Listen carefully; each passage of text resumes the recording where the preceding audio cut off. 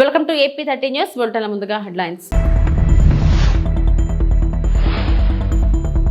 దేవినేని ఉమా కుమారుడి వివాహ వేడుకల్లో తెలంగాణ సీఎం రేవంత్.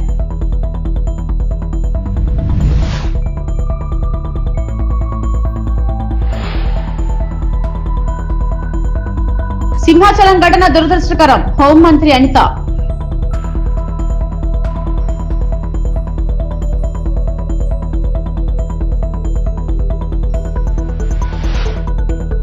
ప్రభుత్వ వైఫల్యంతోనే సింహాచలం దుర్ఘటన, వెల్లంపల్లి.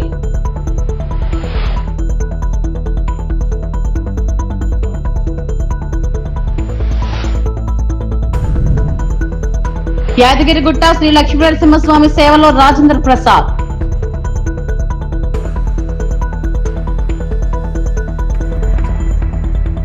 సింహాద్రి అప్పన్న స్వామి చంద్రోత్సవంలో గోడకూలి 7 మృతి చెందడం దురదృష్టకరమని ఏపీ హోంమంత్రి అనిత అన్నారు. భారీ వర్షం కారణంగా ఈ ప్రమాదం జరిగినట్లు తెలిపారు. ఘటనా స్థలంలో సహాయక చర్యలను ఆమె పరిశీలించారు. ఘటనపై పూర్తి స్థాయి దర్యాప్తు చేయించి బాధ్యులపై చర్యలు తీసుకుంటామని అనిత స్పష్టం చేశారు.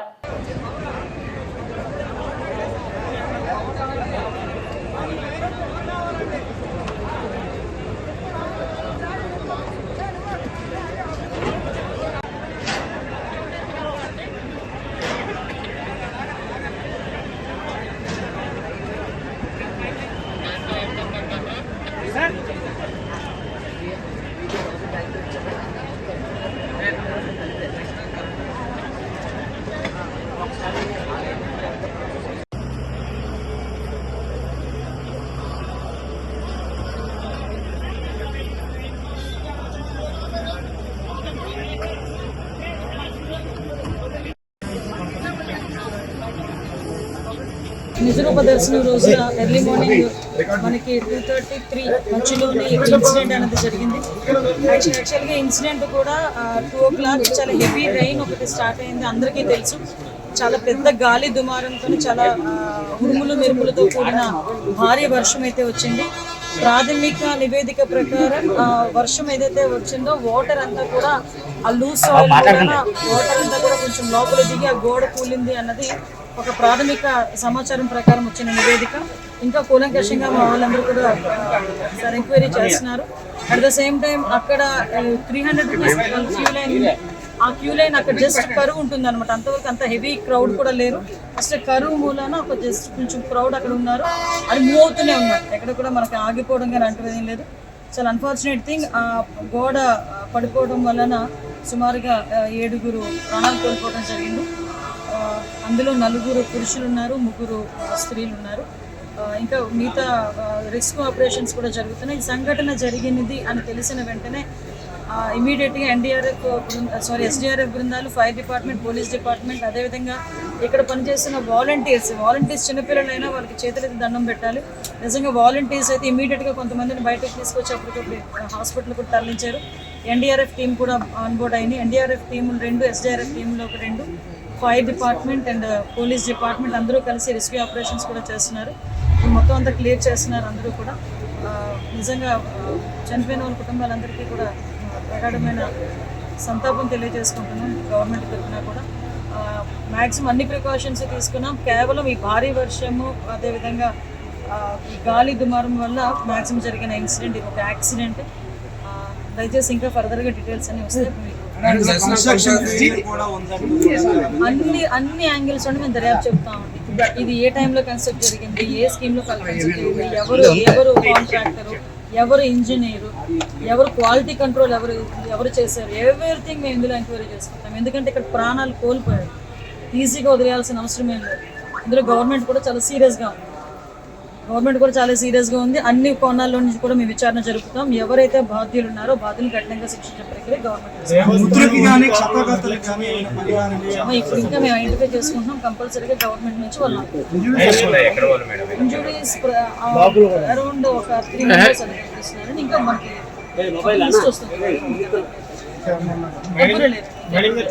దేవస్థానం అధికారులు నిర్లక్ష్యమే. ఎందుకంటే ఒకసారి ఎంతమంది భక్తులు వస్తారని తెలిసింది, సరైన ప్రికాషన్స్ తీసుకోలేదు. నేను ప్రికాషన్స్ విషయంలో ఒక 2 days బ్యాక్ 3 days బ్యాక్ అంటే ఈ క్యూ లైన్లు మొత్తం ఆ క్యూ లైన్ అన్నీ మేము చెక్ చేసుకోవడం జరిగింది. ఇది అన్ఫార్చునేట్ థింగ్. అక్కడ గోడ ఉంది, గోడ ఉంది. ఆ గోడ పిల్లర్తో కట్టాడా, సిమెంట్తో కట్టాడా, బ్రిక్తో కట్టాడా అన్నది ఎవరు కూడా మేము చూసుకోవడానికి. కానీ విషయం ఏంటవుతుందంటే అక్కడ విపరీతంగా వర్షం పడింది. మీకు తెలుసు, మీరు ఆ టైంలో ఉన్నారు. నేను కూడా వర్షంలో తడుచుకునే దర్శనం చేసుకుని వచ్చాను. నేనే కాదు, పట్టు వస్త్రాలు సమర్పించడానికి వచ్చిన రెవెన్యూ మినిస్టర్ గారు కూడా వర్షంలో తడుచుకుని వెళ్ళారు. భారీ వర్షం తడుచుకుని వెళ్ళాము. ఈ వర్షం నేను దర్శనం చేసుకుని బయటకు వచ్చాను. ఇలా ఇన్ఫర్మేషన్ వచ్చింది గోడ కూలిందని. 1 or 2 ఇంజురీస్ అన్నారు. అయినప్పటికీ కూడా నేను వచ్చి చూస్తానని చెప్పి నేను పుట్అవుట్ వచ్చాను. అప్పటి నుంచి ఇప్పటి వరకు మేము ఇక్కడే ఉండడం జరిగింది. అంటే ఎక్కడ కూడా రెస్క్యూ ఆపరేషన్స్లో కానీ నిర్లక్ష్యం వహించడం కానీ ఎక్కడ కూడా నేను చేయలేదు. ఇమీడియట్గా క్షతగాతులు ఎవరైతే ఉన్నారో వాళ్ళందరినీ కూడా హాస్పిటల్కి తీసుకెళ్ళి మేము పంపించడం జరిగింది. మిగతా రెస్క్యూ ఆపరేషన్స్ కూడా జరుగుతున్నాయి. ప్లీజ్ మిగతా అన్ని కార్యక్రమాలు చూసుకోవాలి. మాజీ మంత్రి దేవినేని ఉమామహేశ్వరరావు కుమారుడి వివాహ వేడుకలో తెలంగాణ సీఎం రేవంత్ రెడ్డి పాల్గొన్నారు. నూతన వధూవరులు నిహార్ సాయి నర్మదను ఆశీర్వదించారు. వివాహ వేడుకల్లో నారా భువనేశ్వరి, మంత్రి లోకేష్ సహా పలువురు మంత్రులు, రాజకీయ ప్రముఖులు పాల్గొన్నారు. ముందుగా వివాహ వేడుకల్లో పాల్గొనేందుకు విజయవాడ చేరుకున్న రేవంత్ కు మంత్రులు పయ్యావుల కేశవ్, నిమ్మల రామానాయుడు, బీసీ జనార్దన్ రెడ్డి, మచిలీపట్నం ఎంపీ వల్లభనేని బాలశౌరి స్వాగతం పలికారు.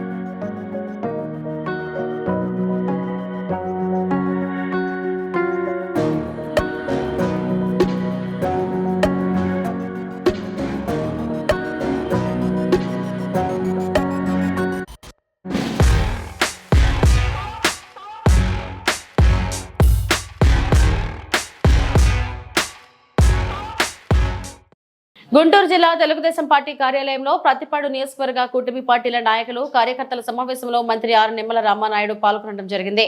కార్యక్రమంలో ప్రతిపాడు ఎమ్మెల్యే బోర్ల రామాంజనేయులు, చంద్రగిరి ఎమ్మెల్యే పులవర్తి నాని, తాడికొండ ఎమ్మెల్యే తెనాలి శ్రావణ్ కుమార్లతో కలిసి పాల్గొనడం జరిగింది. అమరావతి పునర్నిర్మాణ సభ విజయవంతం చేయడం కోసం అందులో ప్రతి నియోజకవర్గం నుంచి కూడా పెద్ద ఎత్తున మనందరం కూడా భాగస్వాములు కావాలనేటువంటి ఆలోచనలో భాగంగానే ఈరోజు మన నియోజకవర్గం మేము కూడా రావడం జరిగిందని తెలియజేసుకుంటూ ఉన్నాం.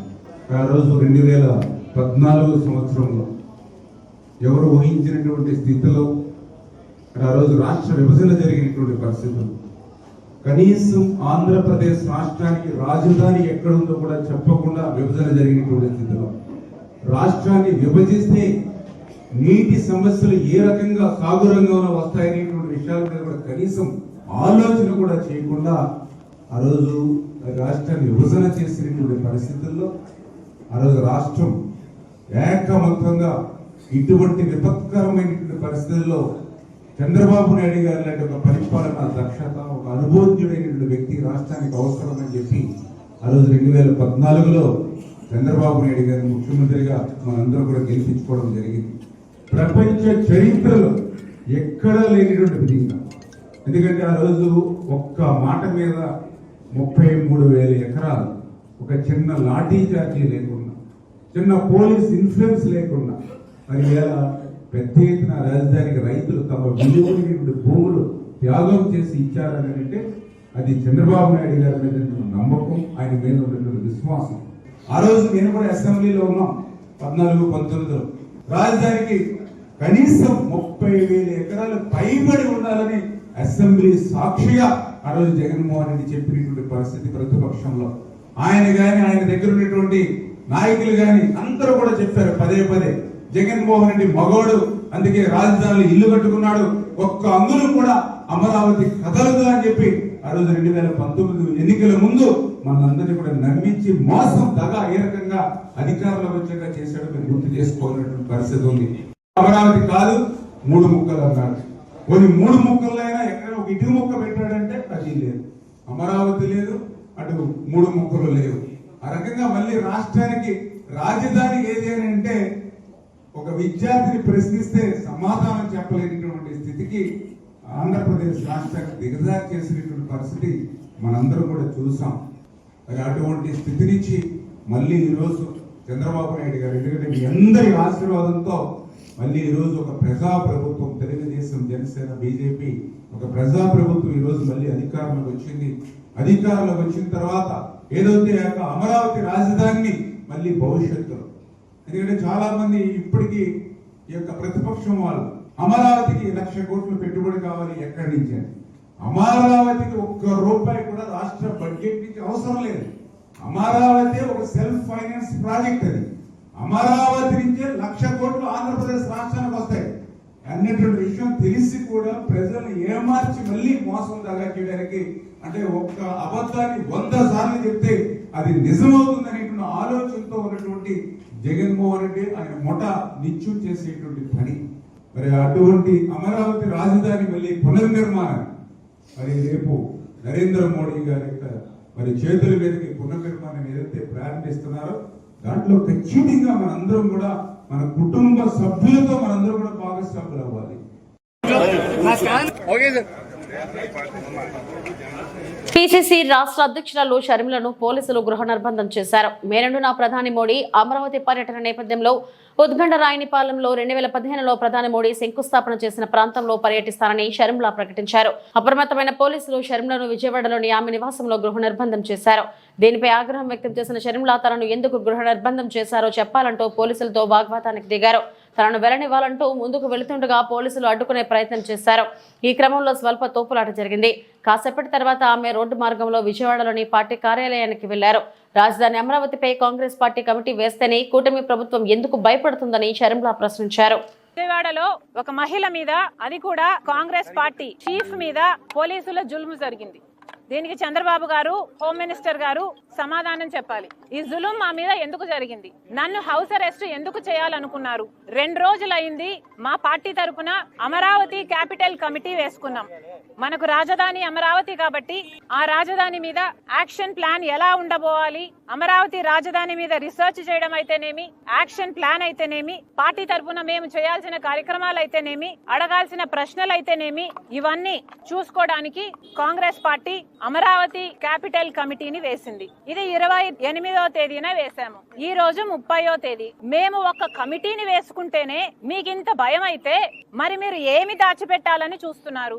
ఈ రోజు కార్యక్రమము కేవలం నేను పార్టీ ఆఫీసుకు వెళ్లి అక్కడ మోడీ గారు అమరావతికి వస్తున్నారు కాబట్టి మా యాక్షన్ ప్లాన్ ఎలా ఉండాలి అని డిస్కస్ చేయడానికి నేను ఆఫీస్ కు బయలుదేరితే కూడా నన్ను హౌస్ అరెస్ట్ చేశారు. ఇది ఎక్కడి న్యాయమని అడుగుతున్నాం. ఆ తర్వాత కూడా మోడీని అడగాల్సిన ప్రశ్నలు ఏమిటి అని మా కమిటీ అధ్యయనం చేసింది కాబట్టి, రీసెర్చ్ చేసింది కాబట్టి మేము మోడీ గారిని ఏమి డిమాండ్ చేయాలనుకుంటున్నాము ఇవన్నీ కూడా నేను ఆఫీస్ కు వెళ్లబోయే మీటింగ్ లో డిస్కస్ చేద్దామని వెళ్ళబోతే ఈ రోజు నన్ను హౌస్ అరెస్ట్ చేశారు. ఏమండి, మన ఆంధ్ర రాష్ట్రంలో పబ్లిక్ ఇష్యూస్ గురించి మాట్లాడకూడదా?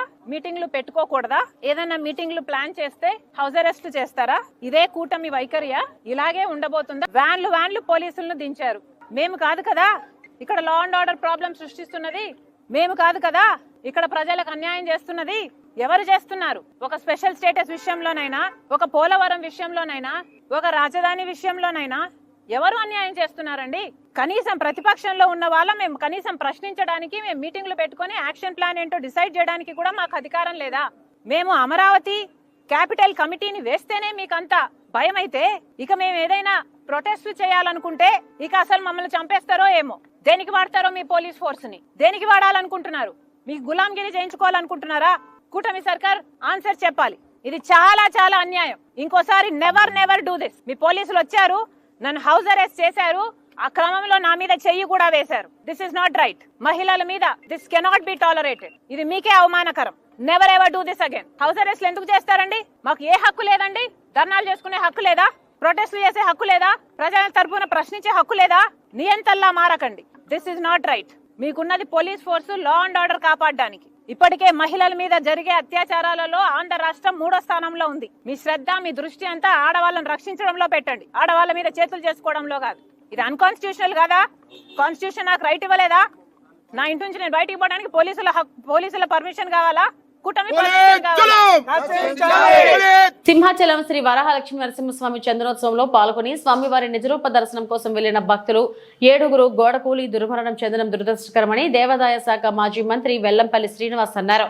సింహాచలం దుర్ఘటనకు ఖచ్చితంగా ప్రభుత్వ వైఫల్యమే కారణమని హైదరాబాద్లోని తన నివాసంలో మీడియాతో మాట్లాడిన ఆయన స్పష్టం చేశారు. సింహాచలం ఆలయంలో ఏటా ఆన్వాయితీగా జరిగే చందనోత్సవాన్ని నిర్వహించడంలోనూ కూటమి ప్రభుత్వం ఘోరంగా విఫలమైందని, కూటమి పార్టీలు హిందువులను ఓటు బ్యాంకుగానే వాడుకుంటున్నాయని, దేవాలయాల సంరక్షణ వాటి అభివృద్ధితో పాటు హిందువుల మనోభావాలు కాపాడడంలో ఈ ప్రభుత్వం తీవ్ర నిర్లక్ష్యం చూపుతోందని అన్నారు. హిందువులు ఎవరైతే భక్తులు ఉన్నారో వాళ్ళకి సౌకర్యాలు కల్పించడంలో కానీ పూర్తిగా కూడా నిర్లక్ష్యం వహిస్తుంది. దీనికి ఉదాహరణగా చెప్పాలంటే మనం 2014 నుంచి 19 వరకు కనుక చూసుకుంటే ఆ రోజున ఎన్డీఏ కూటమి ప్రభుత్వం దుర్మార్గంగా కృష్ణ పుష్కరాలని చెప్పని విజయవాడ నగరంలో ఎన్ని దేవాలయాలు కూల్చేశారు. ఆ దేవతామూర్తులని మున్సిపల్ కార్పొరేషన్ వ్యాలల్లో తరలించడం మనం చూసాం. మున్సిపల్ చెత్త బండుల్లో దేవుడి విగ్రహాలు తీసుకెళ్లిన పరిస్థితి 2014 నుంచి 19 టైంలో చూసాం. అలాగే గోదావరి పుష్కరాల్లో దాదాపుగా సుమారుగా 29 మంది పబ్లిసిటీ పిచ్చి కోసం 29 మంది చనిపోయడం చూశాం. ఇలా దుర్మార్గంగా కూటమి ప్రభుత్వం వచ్చిందంటే హిందూ భక్తులందరికీ కూడా చనిపోవడం అనేది ఒక ఆనవాయితీగా ఈ కూటమి ప్రభుత్వం పనిచేస్తుంది. అదేవిధంగా ఈరోజు సింహాచలంలో 7 చనిపోవడం అనేది ఇది ఎంతవరకు సమంజసం? కూటమి ప్రభుత్వం ఏం చేస్తుంది? ఏర్పాట్లు సింహాచలం దేవాలయంలో ఎందుకు ఏర్పాట్లు చేయలేదు? ఏదో చంద్రోత్సవానికి చంద్రబాబు గారు వస్తారు, పవన్ కళ్యాణ్ గారు వస్తారు, వీఐపీలు వస్తారని చెప్పని అడావుడిగా నాసు రకంతో ఒక గోడ నిర్మించారంట. అది 4 రోజుల్లో గోడ నిర్మించారంట. భక్తులు చనిపోవాల్సిన పరిస్థితి. అంటే లక్షలాది మంది భక్తులు వచ్చేటప్పుడు కనీసం నిర్మాణాలు చేపట్టే దాంట్లో క్వాలిటీ కానీ టైం కానీ చూసుకోవాల్సిన పని లేదా అంటున్నా. వీళ్ళు చంద్రోత్సవం మీటింగుల్లో చేసేది ఏంటంటే రివ్యూ మీటింగ్ ఒకసారి జరిగింది. ఆ మీటింగ్లో ఎమ్మెల్యేలు నాకు టికెట్లన్నీ, మీకు టికెట్లన్నీ, మాకు పాసులన్నీ, మాకు గౌరవం లేదని చెప్పని సాక్షాత్తు అక్కడ ఎమ్మెల్యే బండారు సత్యనారాయణమూర్తి గారు మాట్లాడారు. ఆల్రెడీ వాళ్ళు టికెట్లు పాసుల కోసం మాట్లాడారు తప్ప భక్తుల సౌకర్యాల్లో కానీ భక్తుల అక్కడ అవసరానికి కావాల్సిన పనుల్లో కానీ ఎక్కడా కూడా చొరవ చూసిన పరిస్థితి లేదు. హోమ్ మినిస్టర్ అదే జిల్లాలో ఉంటారు. అదేవిధంగా మన ఎవరో రెవెన్యూ మినిస్టర్ గారు ఉన్నారంట అక్కడ. మరి ఎండోమెంట్ మినిస్టర్ గారు వెళ్ళారో వెళ్ళలేదో తెలియదు. కనీసం అక్కడ మహిళలు చెప్తున్నారు, ఈరోజు టీవీలో చూస్తుంటే మనకు అర్థమవుతుంది, కనీసం బాత్రూమ్ సౌకర్యాలు కూడా ఏర్పాటు చేయలేదు ఈ కూటమి ప్రభుత్వం అనేది అక్కడున్న భక్తుల నుంచి వచ్చిన ఆవేదన. ఇందులో ఏదో అపచారం జరిగిందని మాత్రం మాకు అర్థమవుతుంది. డెఫినెట్ గా ఈ కూటమి ప్రభుత్వం దేవాలయాల దాంట్లో కానీ హిందూ దేవుళ్లలో కానీ హిందూ భక్తుల్లో ఏదో అపచారం జరుగుతుందని మాత్రం అర్థమవుతుంది. ఎందుకంటే మొన్న ముక్కోటినాడు దాదాపు 4 నెలల వస్తుంది ఇంచుమించుగా. ఎప్పుడు కూడా తిరుపతి చరిత్రలో ఎప్పుడైనా తిరుపతి చరిత్రలో 6 చనిపోయిన పరిస్థితి చూసామా? 6 చనిపోయారు. దాదాపు 40 మంది పైన పడి వాళ్ళందరికీ కూడా వివిధ రకాలుగా ఇబ్బందులు పడి వాళ్ళ ప్రాణాలు ఏం కోల్పోలేదు. అది వచ్చినప్పుడు కూడా కనీసం ఈ సింహాచలం చంద్రోత్సవానికి మనం బాధ్యత తీసుకోవాలని చెప్పని కనీసం కూటమి ప్రభుత్వం చర్యలు తీసుకోకపోవడం చాలా బాధాకరం. నేను గౌరవ డిప్యూటీ సీఎం గారిని మీ ద్వారా కోరుకుంటున్నాను, జరగని అపచారానికి మీరు దీక్షలు చేశారు, చాలా బాగానే పని దీక్షలు చేశారు. అది జరిగిందా జరగలేదో వెంకటేశ్వర స్వామి ఆ కోర్టులో తీర్పులు చెప్తాయి. కానీ ఇప్పుడు జరిగిన అపచారాలు టీటీడీలో 6 చనిపోయారు, సింహాచలంలో ఇప్పటికి 7 చనిపోయారు. ఇప్పుడు చేయాలి మీరు దీక్షలు, ఇప్పుడు చేయాలి మీరు సంప్రోక్షణలు. తెలంగాణలోని ప్రముఖ పుణ్యక్షేత్రం యాదగిరిగుట్ట శ్రీ లక్ష్మీ నరసింహస్వామి ఆలయాన్ని ప్రముఖ సినీ నటుడు రాజేంద్ర ప్రసాద్ దర్శించుకున్నారు. ఆలయ సిబ్బంది ఆయనకు స్వాగతం పలికి దర్శన ఏర్పాట్లు చేశారు. స్వామివారి సువర్ణ పుష్పార్చన పూజలో రాజేంద్ర ప్రసాద్ పాల్గొన్నారు. అనంతరం అర్చకులు వేదాశీర్వచనం చేసి తీర్థ ప్రసాదాలు అందజేశారు.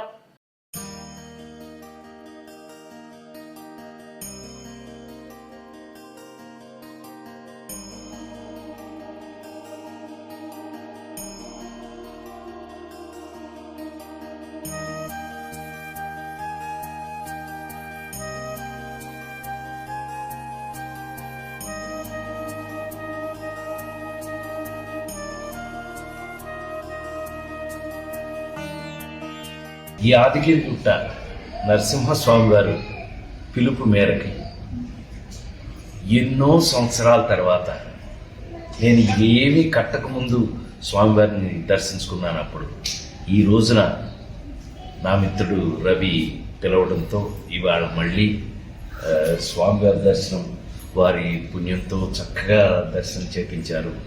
మళ్ళా నాకు పాత రోజులు గుర్తొచ్చినాయి. కానీ ఇంత గొప్పగా డెవలప్ చేసి ఇంత అద్భుతంగా ఈ ప్రాంతాన్ని తీర్చిదిద్దారు. నాకు ఎంత సంతోషం ఉందో చెప్పలేను. ఎందుకనంటే ఇది మన ఇల్లు, మన ఇంట్లో ఒక స్వామిని మనం మరి ప్రత్యేకంగా తీర్చిదిద్దుకున్నామని మన భావన నాది. మీ అందరికీ తెలుసు, తిరుమల కొండ మీద కాటేజ్ కట్టిన ఏకైక నటుడిని నేను. అది స్వామివారి భిక్ష. అలాగే ఇవాళ స్వామి కూడా ఇవాళ నన్ను పిలిచారు అక్కడికి. మరి ఆయన ఆదేశం ఏముంటుందో నాకు తెలియదు. ఏది ఏమైనా ఇవాళ స్వామివారి దర్శనం యాదగిరిగుట్ట మరిచిపోలేని మధురానుభూతి. అంత అద్భుతంగా తయారు చేశారు ఇక్కడ. ఈ గుడి ఇలా తయారవడానికి కారణమైన ప్రతి ఒక్కరికి కూడా నా మనఃపూర్వక నమస్కారాలు తెలియజేస్తూ నేను మళ్ళీ ఊపిరి ఉన్నంత వరకు ఇక్కడికి వచ్చి స్వామివారి సేవ చేసుకోవాలని మనస్ఫూర్తిగా కోరుకుంటున్నాను. గోవింద. రాంపచోడవరం డివిజన్ అక్రమ నాటుసారా స్థావరాలపై దాడి. దేవీపట్నం మండలం చిన్నబియ్యంపల్లి గ్రామంలో అక్రమ నాటుసారా స్థావరాలపై దాడి నిర్వహించిన దేవీపట్నం ఎస్ఐ షరీఫ్. ఈ దాడిలో నాటుసారా తయారీకి సిద్ధంగా ఉన్న పులిసిన బెల్లపు ఊట, 400 లీటర్ల దృశ్యం, నాటుసారా తయారీకి ఉపయోగించే సామాగ్రిని తగలబెట్టిన ఎస్ఐ షరీఫ్ మరియు సిబ్బంది. నాటుసారా అమ్మినా, తయారు చేసిన వారికి సహకరించిన మరియు గ్రామాల్లో బెల్ట్ షాపులు, పేకాట, కోడిపందాలు, చట్ట వ్యతిరేకమైన కార్యక్రమాలు నిర్వహించిన అట్టి వారిపై చట్టపరమైన చర్యలు తీసుకుంటామని తెలిపిన ఎస్ఐ షరీఫ్.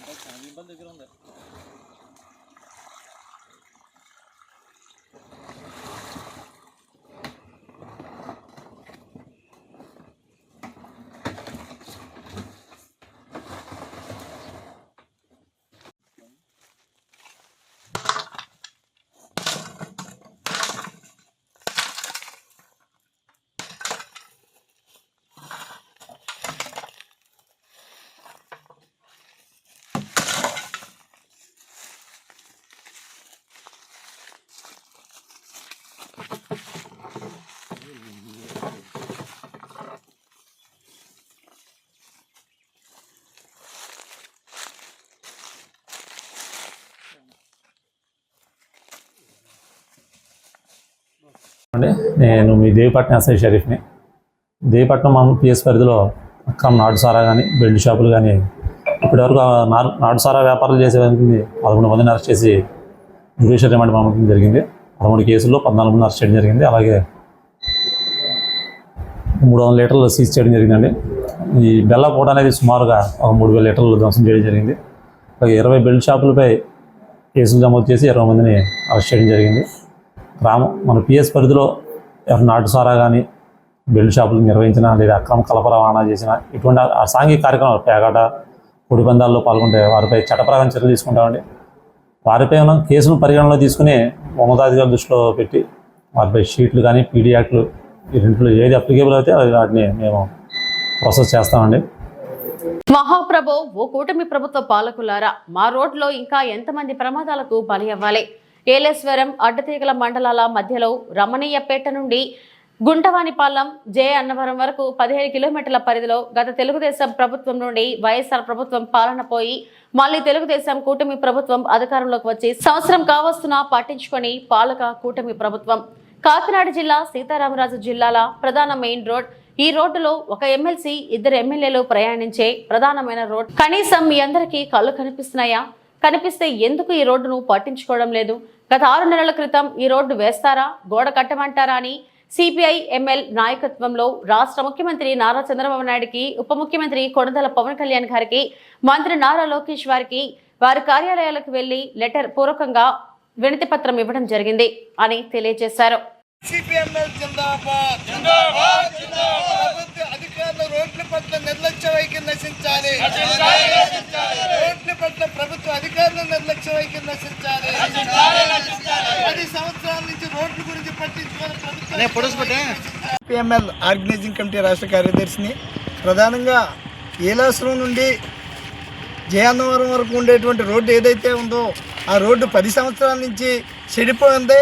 ప్రధానంగా రమణయ్యపేట నుంచి జయన్నవరం వరకు కూడా గోతులతో 10 సంవత్సరాల నుండి చాలా ప్రమాదాలు జరుగుతున్నాయి. అనేక మంది గర్భిణీ స్త్రీలు చాలా ఇబ్బంది పడుతున్నారు. ఈ గోతుల్ని ముయ్యమని ఎన్నోసార్లు ఈ తెలుగుదేశం ప్రభుత్వం వాళ్ళే ధర్నాలు చేశారు, నిరసనలు చేశారు గతంలో. మరి అధికారంలోకి వచ్చిన తర్వాత తెలుగుదేశం నాయకులు నిద్రపోతున్నారా, కళ్ళు కనిపించలేదా అని సిపిఎంఎల్ పార్టీ తీవ్రంగా విమర్శిస్తూ ఉంది. ఎందుకంటే మీరు ఎమ్మెల్యే అవ్వకముందు ఇదే రోడ్డు మీద ధర్నా చేశారు. మీరు ధర్నా చేసి ఇవాళ మీరు నిద్రపోతున్నారు. సంవత్సరం అయింది. సంవత్సరం బట్టి నుంచి కూడా మీరు ఇవాళకే కూడా ఈ గోతుల గురించి కనీసం పట్టించుకోలేదు. రోడ్లు వేయటం లేదంటే మీ యొక్క నిర్లక్ష్య వైఖరి. మేము పవన్ కళ్యాణ్ గారిని కలిసాం, అలాగే లోకేష్ గారిని కలిసాం, చంద్రబాబు నాయుడు గారిని కలిసాం. వీళ్ళందరికీ వినతి పత్రాలు ఇచ్చాం. ఇచ్చి ఈ వేళకి 6 నెలలు సుమారు అవుతుంది. వాళ్ళు అత్తమాని కూడా ఫోన్లు రోడ్డు వేస్తున్నారట కదా, రోడ్డు అంతా కూడా లైన్ అయిపోయిందట కదా అని అక్కడి నుంచి మాకు ఫోన్లు వస్తున్నాయి తప్ప ఇక్కడ రోడ్డు వేసిన వాళ్ళు లేడు. ఏంటి ఈ యొక్క సుధాకర్ ఇన్ఫో వాళ్ళు కాంటాక్ట్ తీసుకుని వాళ్ళు వదిలేశారా, వాళ్ళు వేస్తారా, లేకపోతే వేరే వాళ్ళు కాంటాక్ట్ ఇస్తున్నారా, అసలు ఈ రోడ్డు వేస్తారా వేయరా ఏంటి అని తెలుగుదేశం కూటమి ప్రభుత్వాన్ని మేము తీవ్రంగా విమర్శిస్తూ ఉన్నాం. ఎందుకంటే ఇక్కడ ఒక ఎమ్మెల్సీ వెళ్తాడు, 2 ఎమ్మెల్యేలు వెళ్తారు, ఇంకా ప్రజాప్రతినిధులు అందరూ కూడా ఈ రోడ్డుని వెళ్తున్నారు. ఇది అల్లూరు సీతారామరాజు జిల్లాకి అలాగే కాకినాడ జిల్లాకి ప్రధానమైన రోడ్డు. ఈ రోడ్డు ఏజెన్సీకి సింహద్వారం అయినటువంటి రోడ్డుని ఈ అధికారులు మరి ఎందుకు పాలకులు నిద్రపోతున్నారో మాకు అర్థం అవటం లేదు. అంటే ఈ అధికార పార్టీ నాయకులకి ఏమైనా ఫార్మాలిటీలు కుదరలేదా ఈ రోడ్డు కాంట్రాక్ట్లో వేసే వాళ్ళకి? కృష్ణా జిల్లా మచిలీపట్నం నందు వర్క్ బోర్డు పై అవగాహన సదస్సు కార్యక్రమం నిర్వహించడం జరిగింది. జాతీయ పార్టీ మరియు రాష్ట్ర పార్టీ సూచన మేరకు ఈ రోజు వేమూరి వెంకట సుబ్బయ్య కళ్యాణ మండపం మచిలీపట్నం నందు జరిగిన వక్ఫ్ బోర్డు చట్టంపై అవగాహన సదస్సులో పాల్గొన్న డాక్టర్ ముల్లపూడి రేణుక. ఈ కార్యక్రమంలో బీజేపీ రాష్ట్ర అధికార ప్రతినిధి పి రవికిరణ్, మైనారిటీ మోర్చా రాష్ట్ర జనరల్ సెక్రటరీ సయ్యద్ బాషా, బీజేపీ నాయకులు జిల్లా కన్వీనర్ పి కృష్ణకాంత్, జిల్లా ప్రధాన కార్యదర్శి జిల్లా కన్వీనర్ శేషుకుమార్, పార్టీ నాయకులకు, కార్యకర్తలకు మరియు మైనారిటీ మోర్చా తదితర నాయకులు పాల్గొన్నారు. భారతదేశం సమగ్రంగా ముందుకు వెళ్ళాలి అంటే అన్ని వర్గాలు అన్ని దగ్గర అభివృద్ధి, సమగ్రమైనటువంటి అభివృద్ధి జరిగితేనే ముందుకు మనం ఏదైతే కలలు కంటున్నామో, ఏదైతే మన నినాదం ఉందో వికసిత్ భారత్, అది సాధించాలి అంటే సమాజంలో ఉన్న అన్ని వర్గాలు బాగుండాలి, సంతోషంగా ఉండాలి, అభివృద్ధి చెందాలి అనేటువంటి ఆలోచనతో వారు చేస్తున్నటువంటి కార్యక్రమాలు, ఒకవైపు అభివృద్ధి కార్యక్రమాలు, మరొక వైపు సంక్షేమ కార్యక్రమాలు, మరొక వైపు విప్లవాత్మకమైనటువంటి మార్పులు. ఏదైతే దశాబ్దాలుగా 1-2 శతాబ్దాలుగా పెండింగ్ లో ఉన్నటువంటి సమస్యలు కూడా ఇవాళ మనం పరిష్కారం చేస్తున్నటువంటి ఒక చారిత్రాత్మకమైనటువంటి మార్పులు వచ్చినటువంటి సందర్భంలో వీటన్నిటిని కూడా మనం ప్రజలకు తీసుకెళ్ళాలి, ప్రజలకు చెప్పాలి. చెయ్యటం ఎంత ముఖ్యమో చేసింది చెప్పుకోవడం అంతకన్నా ముఖ్యం రాజకీయాల్లో. లేనట్లయితే మనం చేసిన పని తెలుస్తుందిలే అనుకునే అప్పటికి మరి మనకి జరగవలసినటువంటి నష్టం 10 చేసి నష్టపోయేటువంటి పరిస్థితి ఉంటుంది. కాబట్టి ఈరోజు ఏదైతే ఇంతకు ముందు రవికిరణ్ గారు చెప్పారు, చాలా అంశాలు వారు స్పృశించారు. ఈ యొక్క చట్టం గురించి కూడా ఎలా ఉంది అవన్నీ కూడా వారు చెప్పారు. మనకి చాలా చారిత్రాత్మకమైనటువంటి బిల్స్ను మనం ప్రవేశపెట్టడం జరిగింది. ఒక మహిళా బిల్ కానీ, అయోధ్య రామ మందిరం నిర్మాణం కానీ, మరి పౌరసత్వ సవరణ చట్టం కానీ, అలాగే ట్రిపుల్ తలాక్ బిల్ కానీ, ఇవాళ వచ్చినటువంటి ఈ యొక్క వక్ఫ్ బిల్ అమెండ్మెంట్స్ కానీ, అమెండ్మెంట్ యాక్ట్ కానీ, మరి ఆ రోజు కూడా ఇదే ప్రచారం చేశారు. ఒక్కసారి మీరు ముందుకెళ్ళండి. మన పౌరసత్వం సవరణ చట్టం తీసుకొచ్చినప్పుడు కూడా ఇదే కాంగ్రెస్, కమ్యూనిస్టు పార్టీలు ప్రచారం చేశారు. మళ్ళీ ముస్లింలందరికీ కూడా పౌరసత్వం కోల్పోతారు, దేశ బహిష్కరణ చేస్తారు అని చెప్పి ఎక్కడెక్కడ మతపరమైనటువంటి విద్వేషం కలిగించాలో ఆ ప్రాంతాల్లో సృష్టించి అక్కడ భయాందోళనలు క్రియేట్ చేసి అక్కడ రాజకీయ లబ్ధి పొందాలనేటువంటి ఆలోచన చేసినటువంటి పార్టీ కాంగ్రెస్, కమ్యూనిస్ట్ పార్టీ. అదే మాదిరిగా తర్వాత మనం చూసాం, మనకి ట్రిపుల్ తలాక్ బిల్ వచ్చింది. ట్రిపుల్ తలాక్ విషయంలో కూడా సేమ్ మళ్ళీ ఇప్పటిలాగానే ఇప్పుడు ఎలా అయితే అక్కడక్కడ అడప మనం చూస్తున్నామో నిరసనలు ఆ రోజు కూడా చేశారు. కానీ ఎక్కడ కూడా ఇస్లాంలో మన దేశంలో తప్ప ఎక్కడ కూడా ట్రిపుల్ తలాక్ అనేటువంటిది 3 సార్లు వాట్సాప్లో చెప్పినా ఫోన్లో చెప్పినా అది వ్యాలిడ్ అవుతుంది అనేటువంటిది ఎక్కడా లేదు. దాని మూలంగా ముస్లింలో సగభాగమైనటువంటి మహిళలు ఎప్పుడూ కూడా అభద్రతా భావం, ఏ నిమిషం ఏమవుతుందో వాళ్ళ యొక్క జీవితాలు అనేటువంటి ఒక భయాందోళనలో ఉన్నటువంటి ఇవి ఇప్పటివరకు నా బులెటిన్ అప్డేట్స్. నమస్తే.